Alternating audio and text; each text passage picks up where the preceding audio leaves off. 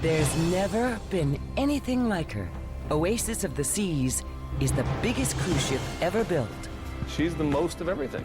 A floating 5-star hotel, part New York, part Las Vegas. This was worth waiting a year and a half. A ship so big even the crew gets lost. I stopped going to the gym room because the ship himself is a total exercise. Never a dull moment, darling. It's the maiden voyage of Oasis of the Seas, and everyone on board wants to know if bigger is better.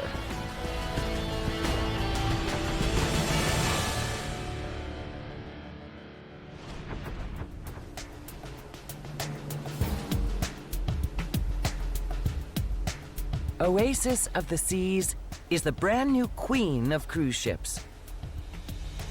She's 5 times bigger than the Titanic, with 21 swimming pools, 24 restaurants, even her own versions of New York Central Park and Atlantic City's boardwalk. Oasis can carry a whopping 5,400 passengers, 50% more than any other cruise ship. And she needs a crew of 2,200, more than one for every 3 guests to take care of them. If it all sounds like too much, according to Captain William Wright, it's supposed to. The mission of this ship is to amaze the world. And we can offer our guests amenities, venues that have never been on part of any cruise experience on any cruise line anywhere. It cost Royal Caribbean International $1.4 billion to launch Oasis. For that money, NASA could launch the space shuttle into orbit 3 times. There's a bundle riding on Oasis of the Sea's maiden voyage, a 7-day Caribbean cruise. Because in the travel industry, you can sink or swim depending on the reviews. It's important for us, it's our top priority to get it right. Her first test starts right here, dockside, in Fort Lauderdale, Florida. It's 9 a.m. Oasis sails in less than 8 hours, and there are still tons of supplies to load. That's songbooks. I-95. I-95. Those 3 pallets there, going forward there. Okay, all right. So we need to get some people in the forward. Okay, cool, man. How many trucks we've had so far? How many? We have 21 trucks today. 21 trucks? Yeah, total 21 trucks. With hotels. What's 21. it take to stock the biggest cruise ship in the world? Well, for a start, wine, beer, and spirits. 47,000 bottles in all. 44 tons of meat and seafood. 42,000 bed linens, and 10,000 rolls of toilet paper. It sounds like a lot, but inventory manager David Adams doesn't know for sure if it will be enough. There's no history behind this operation. We have never done, 5,000 guests at any one time. The crew will be loading Oasis right up to the last minute, and for a little added pressure, things are heating up on the other side of the terminal, too. Good afternoon, how are you? Welcome to the Oasis. By mid-morning, the first of more than 5,000 passengers are pulling up, eager to get aboard. You're here for the Oasis, right? Yes. Okay. We want to make sure that you have all your documents on you so you won't have to return looking for your luggage. All the way to the end, have a ball. All the bags are going to be x-rayed and delivered to your rooms. We only have about 2,000 more to go. Hopefully, it'll go quick.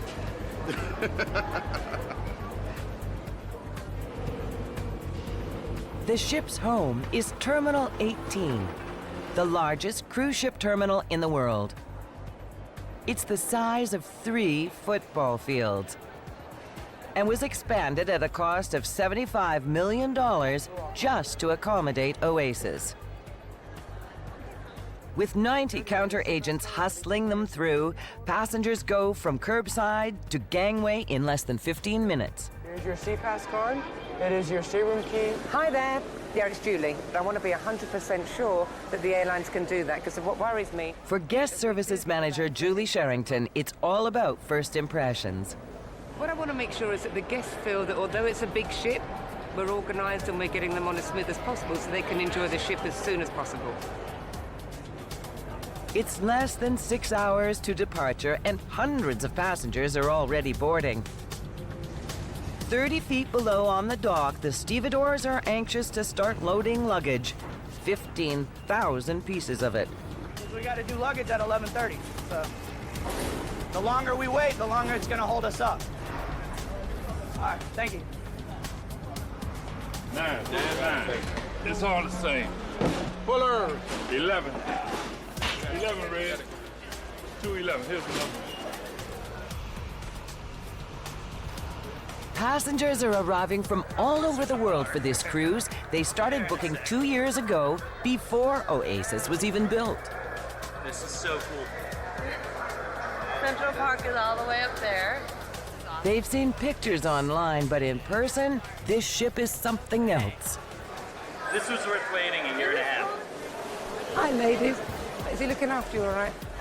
Julie Sherrington went to sea 16 years ago and worked her way up from hairdresser to Royal Caribbean's top guest services manager. For Julie, every cruise has its problems, and she thought she'd seen them all. But this one surprises even her. One of the VIP passengers, a mysterious millionaire, is missing a suitcase packed with his favorite brand of cigarettes. Philip Morris. Philip Morris cigarettes. Yeah, there's a prince on board and that's all he smokes. If there is, I'll jump in the cab and grab them. Okay, bye, bye. Never a dull moment, darling. Everything all right? Has he got Annie to tide him over to St. Martin or St. Thomas? They've searched everywhere. Even in Miami, they couldn't get the cigarettes. But apparently, the private yacht is liaising with the airlines to get this bag flown in. The bodyguard's dealing with it. So hopefully the bodyguard's cute.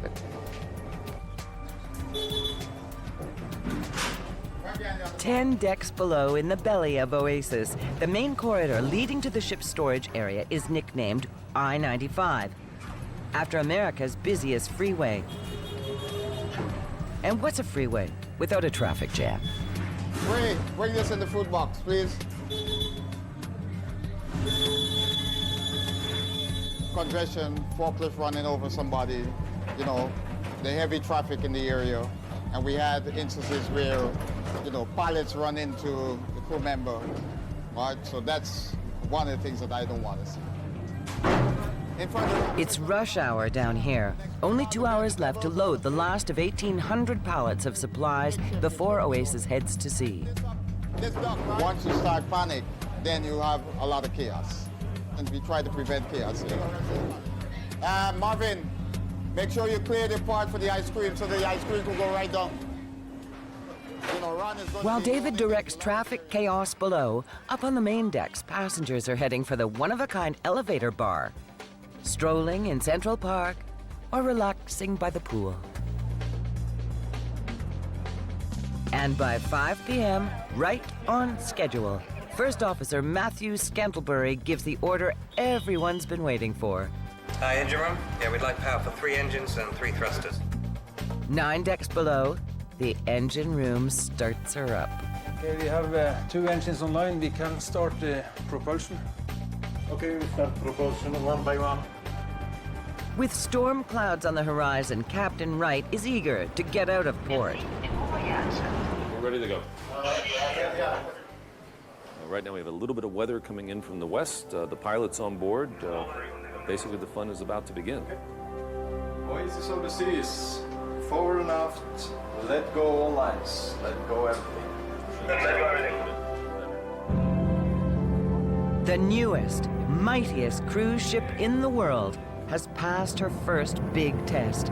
5,400 passengers are on board, and Oasis of the Seas is leaving right on time. But this voyage has just started, and there are plenty more challenges on the horizon.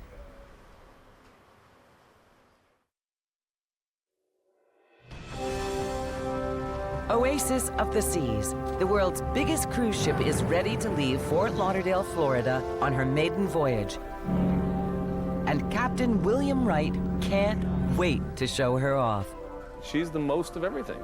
She's the most maneuverable. She's the most stable. She's the safest. She has the most entertainment options. She has just so much to offer to our guests. 5,400 passengers are aboard for a 7-day cruise to the Caribbean. Ladies and gentlemen, I am more than happy to tell you. And the Oasis of the Seas is starting out on her maiden voyage, and it's great to have you on board.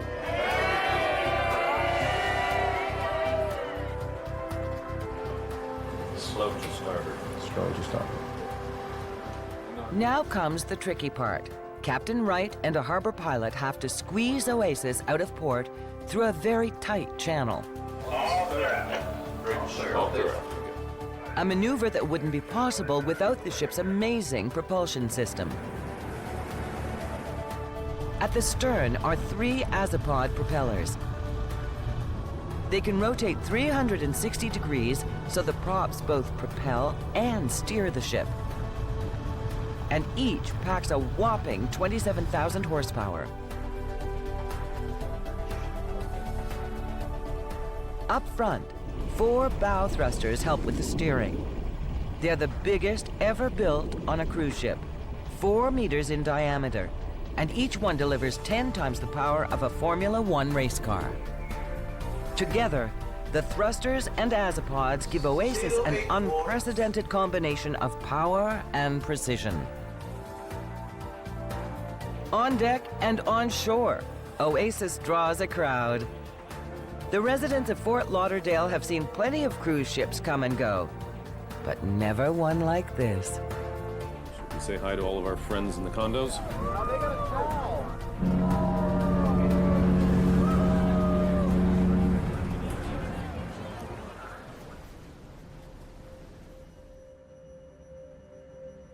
Safely out of port, Oasis turns south. Starboard 5. Starboard 5. It'll take her just a day and a half to cover the 1,800 kilometers to St. Thomas in the U.S. Virgin Islands. Yellow condition. Okay, staff captain has the navigational command and the con. Oasis sails through the night and into the next morning.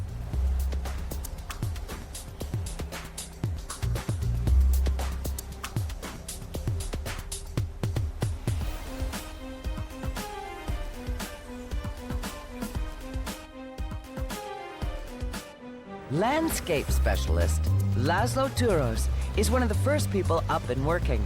It's a good idea to get an early start when you've got 12,000 plants to take care of. We do it by hand. We don't use any power equipment. Laszlo grew up in Hungary, and he's been landscaping in South Florida for 15 years. But he never dreamed he'd be in charge of Central Park, the first ever garden at sea. I would never have thought I work on a ship ever. And it's a unique experience, and I love it. This is all my children, all 12,000 of them. So. Look down into Central Park, or up from the carnival-themed boardwalk at the aft end of the ship. And one thing is clear, no one has ever designed a ship like this before. The ship is actually split in two. With a block on either side, the center has been opened up like a giant hot dog bun. And the only reason that's possible is the unprecedented width of Oasis. Until now, the biggest cruise ships had a width or beam of 38 meters. Oasis of the Seas has a beam of 47 meters. The beam has really been a win-win situation for us. It's given the designers the area to work and create all these great environments. But it's also given us stability, it's given us safety. On any cruise ship, stability is priority one. With all that's offered on board Oasis, it's hard to imagine doing any of it with the ship rocking and rolling about. But that's not a problem, thanks to that extra 9 meters of beam. Incredibly, it makes Oasis of the Seas twice as stable as the largest cruise ship built before her. So she's immune to all but the heaviest seas and biggest waves. This is the most stable ship not just cruise ship, the most stable ship that I've ever been on board. She has amazed us.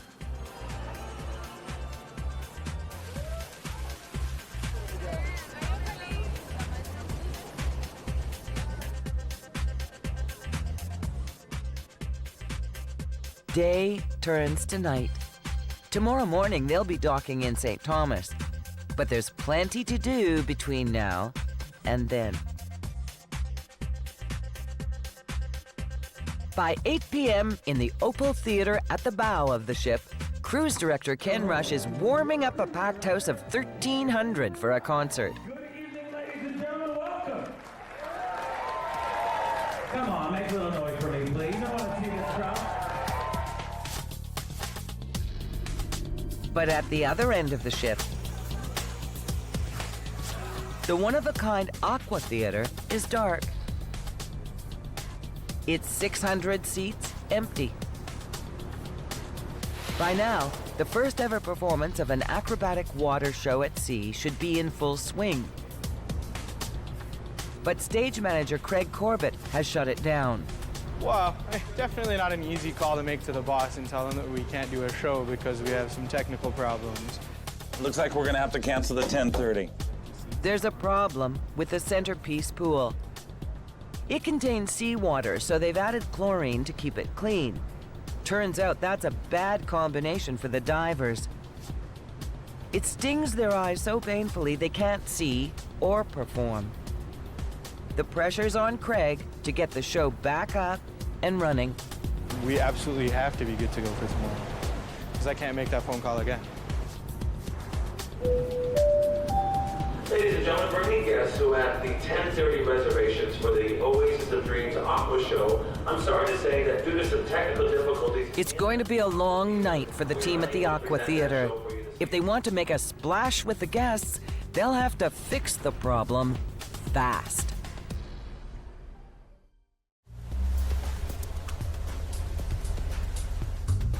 After 2 days at sea on her maiden voyage, Oasis of the Seas is ready for her first shore visit ever, St. Thomas in the U.S. Virgin Islands. 5 cables, 5 knots. 5 cables, 5 knots. She's never sailed into this harbor before, so up on the bridge, they're on full alert. You know, there's a healthy bit of butterflies. I think that's always good to have. 6 cables, 5 knots. Very good.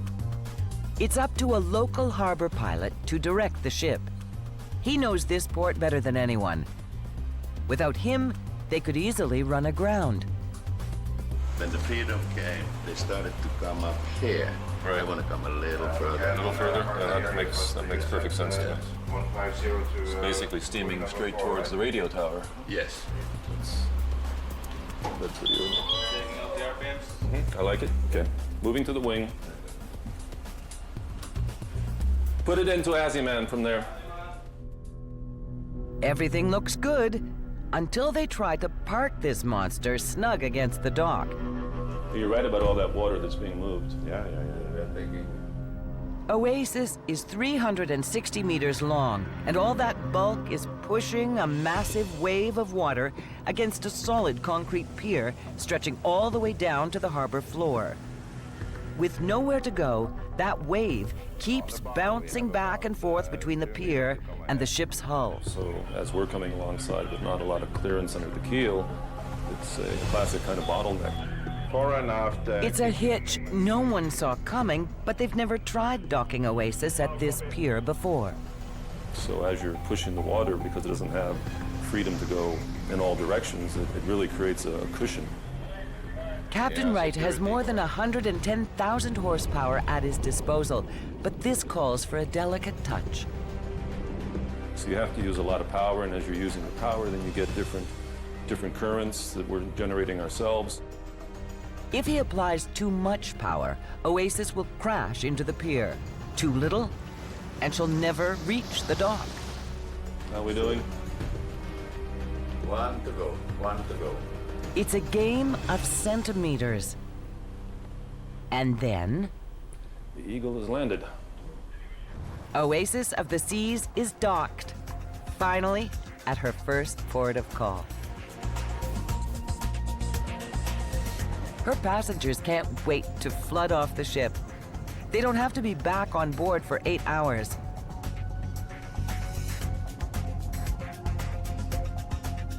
And that gives the crew time to catch up.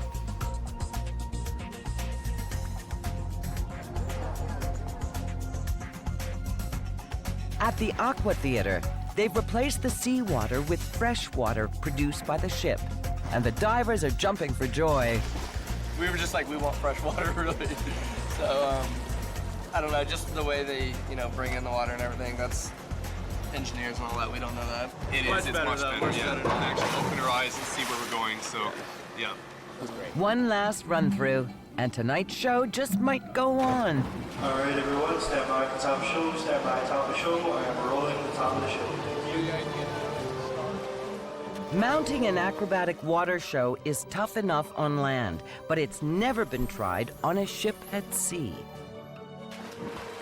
The Aqua Theater pool is 5 meters deep, 3 times bigger than any other pool on board a ship, and it holds 5 million liters of water.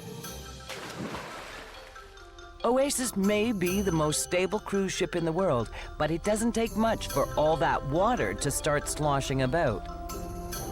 Even the slightest motion of the ship can create downright dangerous conditions for the show's Olympic-class divers. So the Aqua Theater pool has a rising wall that divides it in two and calms the waters. And that's not all. The real stars of the show are a pair of platforms that rise up and turn the entire pool into a stage. They allow us to kind of transition fairly seamlessly between a dry environment and a wet environment. So it's not just a show about diving and swimming, but there's other more traditional choreography, dance, and all sorts of other stuff. The shore visit will be over in just 2 hours. That means executive chef Ivo John is working to a deadline. He's got 5,400 hungry guests coming for dinner, and they're expecting a 3-course meal. Okay, gentlemen, ladies and gentlemen, fast line. Ready for tonight? Hello, good evening. Chef Ivo is in charge of 21 restaurants and 28 galleys scattered over 10 different floors. I just have to run, so I need my breath. So checking up on each one means running all over the ship. Adolfo, how is the Indian food today? It looks lovely, huh? In the course of a day, he figures he covers about 10 kilometers. That's not just a lot of walking, it's a workout. I stopped going to the gym room because the ship himself is a total exercise. Chef Ivo may be the most important man on the ship because everyone who goes on a cruise expects great food and plenty of it. The elevator coming? But in the ship's most exclusive restaurant, Chef Carrie-Anne von Reisfeld is out to increase the stakes by promising passengers the best meal of their lives. This steak, the Kobe steak, it's $150 for this little piece of meat. It's actually the most expensive steak ever served on a cruise ship. 150 Central Park is on par with any 5-star restaurant on the real Central Park in New York. But this one is at sea. Guests here pay a premium of $75 on top of their cruise fare to dine on food made by one of the best young chefs in the world. I have complete control and complete freedom, and so I'm fortunate enough that they're giving me all the best. Yeah, my goal is definitely for someone to come into this restaurant and have an experience that they've never experienced before on the ship. What about the lobster? It's almost 5 o'clock, and Oasis of the Seas' first shore visit is over. As the ship pulls out of St. Thomas, the dining rooms are starting to fill up, while the galleys are heating up. Down in the main kitchen, Ivo John and his staff of 225 prepare to feed an army. 200 lamb shank, approximately 300 shrimp. Then we have some alternative dishes, steak, chicken breast, 150. We're gonna serve about 900 chicken masala. We're gonna serve 1,800 of the shrimp dish. Comes down to roughly 5,000 main courses. 5,000 dinners all at once. It's a tall order, even for one of Royal Caribbean's most experienced chefs. Let me show you this plate very quickly, yeah? Okay. But he never misses a step. Every detail counts. Flavors on it, and he used a whole ladle, okay? All right, so clean up the rinse. Now you got the right mixture, and he's gonna make the final touch over there. In the main dining room, more than 500 waiters hustle between tables, serving up to 3,500 guests at a single seating. A few decks above, at 150 Central Park, Chef Carrie Ann and her 3 cooks have only 77 guests to satisfy. But some of them are very picky. What do you need? She can't have the lobster because first she said gnocchi. Yeah. Now she says she can have beef. She wants 2 beefs? Yeah, that's no problem. The special request of a customer. It's something I struggle with as I'm doing a tasting menu here. So really, I've strategically planned out each dish and the order of each dish and also the wine pairing for it. People don't like lobster, which, who doesn't like lobster? I don't know. But Carrie Ann knows that, like it or not, the passenger is always right. Anyways, you kind of just have to bite your tongue as a chef and go with it. Life on a cruise ship. 2 lobster for Jacques. After dinner, passengers head out for the evening's entertainment. At the Aqua Theater, cruise director Ken Rush is hoping that tonight's show goes off without a hitch. Well, a very good evening, ladies and gentlemen. Welcome to the Aqua Theater. Tonight's show features everybody from dancers, synchronized swimmers, acrobats, gymnasts, high divers, divers, and a wonderful show called Oasis of Dreams. So, ladies and gentlemen, enjoy.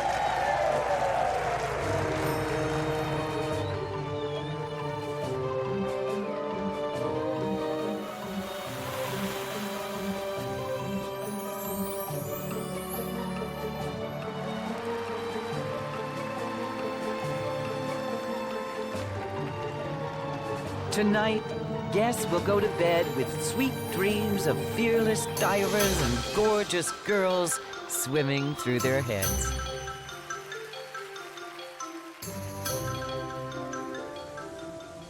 But in the early hours of the morning, the ship's engineers are having a nightmare. There's a problem with one of Oasis's big diesel engines. I'm looking at the deviation. And if it's not fixed right away, this brand new ship could be dead in the... The largest cruise ship in the world is 60 kilometers from the nearest shore, and there's trouble in the engine room. Oasis of the Seas is powered by 6 big diesels, and Chief Engineer Ståle Ludvigsson is worried that one of them is misfiring. Yeah, it's a brand new engine, but there is always that you have to do adjustments on every engine here, every cylinder. Compression in the engine cylinder should all be roughly the same, but the readings that first engineer Francois Quentin is getting for engine number 4 are all over the map. 192, 192, these 3 values. This average is 195. When an engine is running right, every bit of fuel fed into the cylinders is burned up. But when the compression is off, it runs dirty. You get leftover fuel and you see that the engine will smoke and you see that you have oil that has not been burned. Unburned fuel is money up in smoke, and left unchecked, it could cause the engine to fail altogether. When a power plant like this one costs $26.8 million, it's not something Ståle is going to ignore. It can cost money and it can also make the engine fail. Francois adjusts the timing of the spark that ignites the fuel. 195. Takes seconds. Just I enter the value and it's instantly reactive. The pressure evens out, and the big diesel is purring again. Correctly. It's good. It's perfect. It's perfect.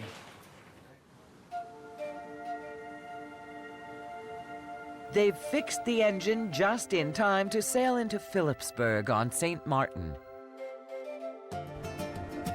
It's a huge harbor, so big, even a ship as enormous as the Oasis has room to turn around and back into its berth.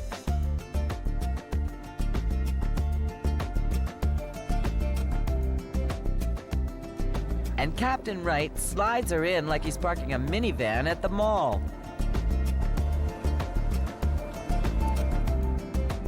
Philipsburg has seen lots of cruise ships, but nothing on this scale. For the next 8 hours, Oasis's passengers will quintuple the population of this sleepy little town, and she plans to be back every 2 weeks. That's welcome news here. Shore visits pump big money into the island economy, well worth the $35 million St. Martin spent upgrading the port to attract a ship like Oasis of the Seas. But shore visits can create headaches for the crew. At departure time, there's always a few stragglers who haven't made it back to the ship. On the stern, if you see any movement of guests approaching, let us know, please. But when you carry 5,400 passengers... We still have a few remaining guests that are not yet on board. A few is actually more than 100. Any delay here can mean a late arrival at the next port of call, and the captain is a stickler for punctuality. We don't like to leave them. They should have been on board 1 minute and 30 seconds ago. Any tours missing? Down on the gangway, Julie Sherrington is worried about her missing passengers. Yeah, 9 times out of 10, it's unpredictable situations they've been put in, that the car would have broken down, the taxi would have got lost, believe it or not. Extreme situations. At this point now, I'm sure the captain's got his binoculars up on the bridge and he's watching to see who's running. Security officer, staff captain, give us an count for every 10 guests as we are coming down towards 0. Captain Wright's not happy. They're 20 minutes behind schedule. And to make matters worse, another ship has leaped past Oasis in the lineup to exit the port. Yeah, it's very similar to aircraft lining up on their final approach to an airport. We take our order, and right now it's our turn. Even though we were scheduled to come out first, now we're number 2 coming out. The next leg of the cruise to the Bahamas will take the better part of 2 days, even at top speed. If Oasis falls any further down in the order, there's no way she'll make it there on time. And that could turn into a late arrival back in Florida. And no one wants to miss their flight home. How many? 46. 46. Julie Sherrington keeps a list and a running score. Tours back. There's 46 guests missing now, and it's just after 20 past 6. Leaving it a bit fine. It's quite a long pier to run down. As a few more stragglers appear, the gangway crew radios the latest count up to the bridge. 29. Get in there. Let me know for every 5 countdown. As the sun sets, Captain Wright has a hard choice to make. Toss his schedule out the window or leave more than a dozen passengers behind. Night is falling on the island of St. Martin, but Oasis of the Seas is stuck at the dock. A dozen passengers are still missing after the shore visit. And the captain is running out of patience. 9. As the count goes down, Captain Wright makes his case with the harbor pilot to allow Oasis to pull out of port next. We're ready in a couple more minutes, Tim. Where copy 4? 4. Okay, so 3. 3. 2. Stop. 2. Get up. Go. Go. 1. The last missing guest is finally on board, and Captain Wright wastes no time casting off. Okay, let's get out of here.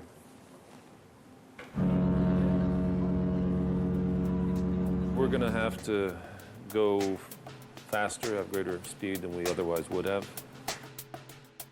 Sailing at night, the bridge operates in the pitch black.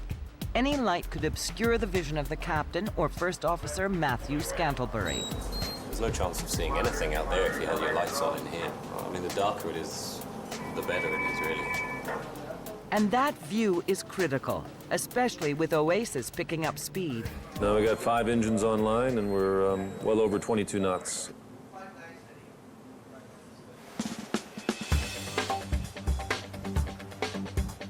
By morning, Captain Wright is pushing his big ship as hard as he dares.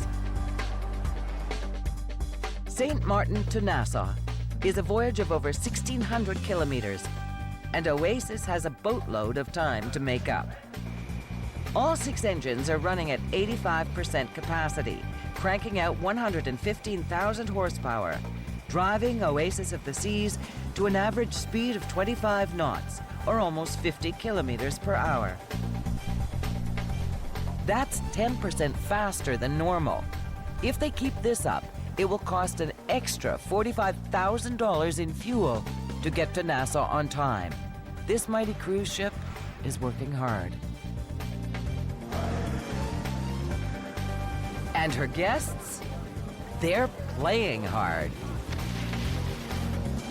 This is the side of cruising the passengers never think of. To them, time just doesn't matter. There you go, you've got it. 1, 2, 3. But every cruise ship is a slave to the clock, and one delay in the schedule can easily cascade into another. After 24 hours powering through the day and night, the crew's hard work has paid off.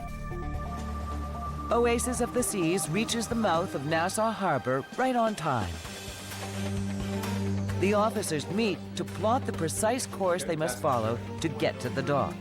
I think this will be relatively straightforward. I have the navigational command. Much smaller ships than Oasis have nearly run aground here. Red condition click. Pilot has the con. Pilot has the con. It's one of the premier cruise ports, and but it's always been a very tight port in the sense that there wasn't a lot of wiggle room. Royal Caribbean wouldn't even think of bringing Oasis here if the port hadn't made drastic changes. 5-0. Oasis of the Seas is so much broader than other ships. She poses a problem for any harbor she enters. In Nassau, she would have easily run aground between the shoreline and the pier if the harbor hadn't been dredged, not to make it deeper, but to make the basin wider. Still, docking won't be easy. They were supposed to be finished dredging 2 weeks ago, but the job's not done yet. What's more, there are some squalls moving in. Some rain showers here. Go ahead. And in windy conditions, the enormous size of Oasis actually works against her. This is a big sailboat. We have 15,500 square meters of sail area on each side of the ship. So when the wind starts blowing, it's a big factor. A notoriously tight harbor, tricky winds, plus all the usual things that can go wrong entering any port. Well, steering. I mean, you can have steering, propulsion, if you were to have a blackout at a critical point when you're approaching shallows and the dock and whatnot. The torrential rains hit, but Oasis pulls dockside right on schedule. Fore and aft is send your lines ashore. And we put the pedal to the metal. We're almost 25 knots. And here we are. We're on time, we're getting rid of salt, and we're watering Central Park. Life is good. Docking in Nassau could not have gone better. Even the rain clears by the time passengers step off the ship for the last shore visit of the cruise. But 6 hours later, when it's time to be back on board, a single pair of guests threatens to delay departure from port yet again. We've got some very important people missing. I'm not going to mention any names. The missing VIPs? That millionaire and his wife. Maybe he just made a quick stop to pick up cigarettes. He said they're just in front of the ship. Marina, they're just coming now. Guys, hello. Hi there. We were worried about you. Yeah? Everybody's on board, right, Marina? We're sailing. Finally, it's time to pull out of Nassau.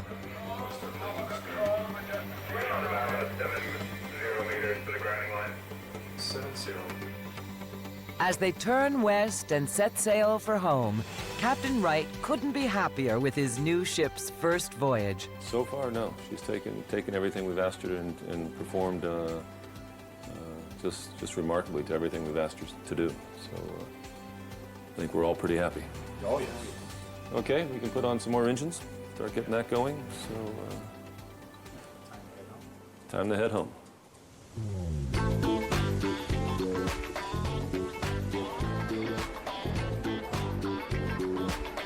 For the passengers, it's the last night at sea, and it's a safe bet no one's going to get much sleep.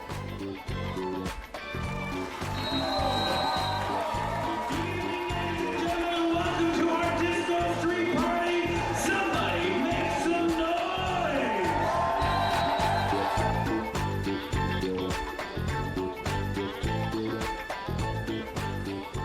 While the passengers dance the night away, the crew is already collecting their luggage and getting ready for the big job of turning Oasis of the Seas around for her next cruise.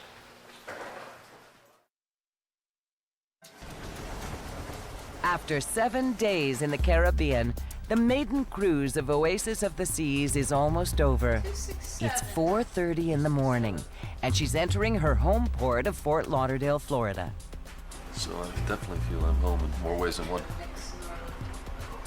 Yeah, it actually is. I can see my condo right over there. Many of her 5,400 passengers are still asleep when Oasis docks. But most of the 2,200 crew are wide awake. It's turnaround day. And they have to be ready to sail again in less than 12 hours. You know, turnaround days, as we call it, I guess you could say it's the end, but it's also the beginning. So we'll be busy all day. 15,000 pieces of luggage collected overnight are already on their way off the ship. Julie is praying their owners will soon follow. She needs Oasis cleared by noon to make room for a whole new crowd. Morning, you leaving me today? I was hoping to have about 1,500 guests off by between 6 and 7, but it was a bit slow, but it's Saturday morning, so people aren't in a rush to get off. As each room empties, the ship's 166 housekeepers don't waste a minute. They've got more than 3,000 beds to make and just 8 hours to do it. For David Adams and the loading crew, it's a whole new ballgame. Last week was a cakewalk compared to this. Last week we had no guests coming off of the ship. This week we have guests disembarking with luggage. So it's a huge difference in the whole loading process. 3 pool tables, you want to put them forward. Not on board, by the side. I-95 too, put it on. Up above, thousands of guests have already left, enough to empty most other cruise ships. But not Oasis. There's 2,000 left, 2,700 left on board. This ship is still half full. And Julie's already running on empty. Exhausting. I'm going to sit down, have a cup of...